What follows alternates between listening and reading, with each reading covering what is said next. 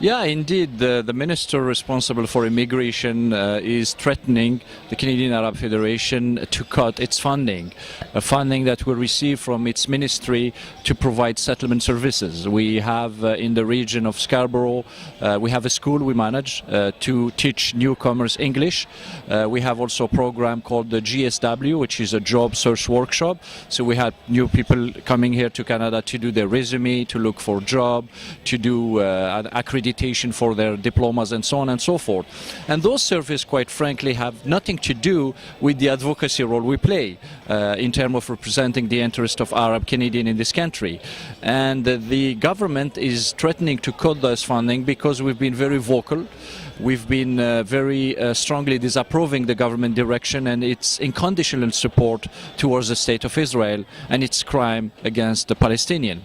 So we think it's a dangerous trend. It's very concerning for all Canadians, not just for Arabs, to see a minister of the Crown using the taxpayer money, if you wish, as a lever to muzzle political discourse or dissident. And that's very serious. The threat to revoke your funding for these settlement services and other services that you provide is fairly recent, but your disagreements or confrontations with the government have been ongoing since the Harper Conservatives were elected, I believe. Can you give me a bit of that history, please? Yes, indeed. I mean, the Harper government was elected in 2006, if I remember, and shortly after Israel invaded, of course, Lebanon, because few of its soldiers were kidnapped by Hezbollah. At the time, the Harper government took a very strong position, a biased position, an imbalanced position, in our view, in support of Israel. He called Israel's attack measured response. He didn't budge or react when Canadian citizens were killed there. We remember 4 kids from a family from Montreal were killed. And he didn't say anything when a United Nations observer from Canadian origin was also killed by the Israeli army. We were very strong in our position, denouncing this government rhetoric. And since then, I think our relationship really went down. The Minister Kenny's attack on CAF are not recent. They're not necessarily a reaction to what our president called him during actually a forum when we were talking about the Gaza attack, but it's more a deliberate, in our view, attack and systematic biased to muzzle the voice of the Canadian Arab Federation. Minister Kenny, in many instances, in front of international audience, called CAF a racism organization.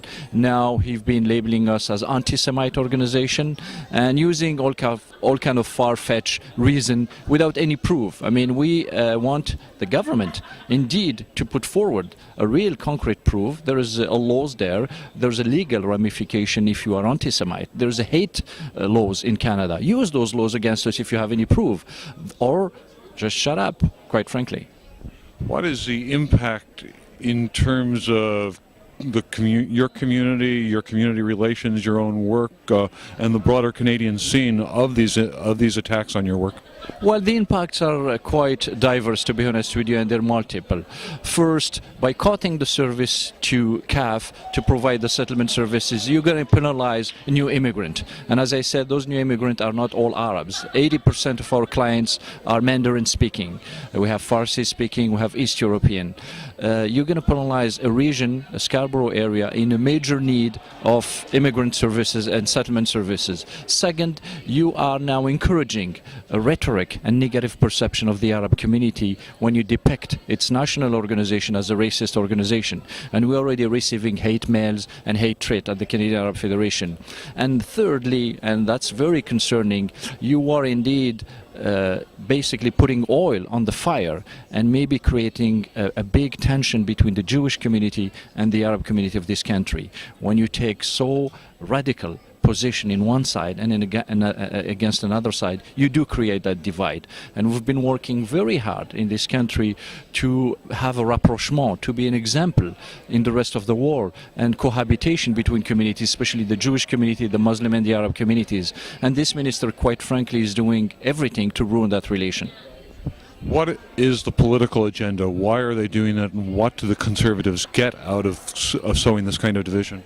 I think the Conservatives were very blatant from the get-go that they will support Israel without any condition to go after the Zionist vote and the money from certain Zionist supporter. And they were able to be successful. If we saw the last election that they elect, Peter Kant in a Jewish riding, largely dominated Jewish riding against a liberal Jewish person. And they were able also to attract a big founder like Tannenbaum, like Schwartz, like Reisman. And I think that's their strategy. Their thinking is very Machiavellic. They think the Arab and the Muslim vote is not that sophisticated, that organized, and they're going after the Jewish Zionist vote.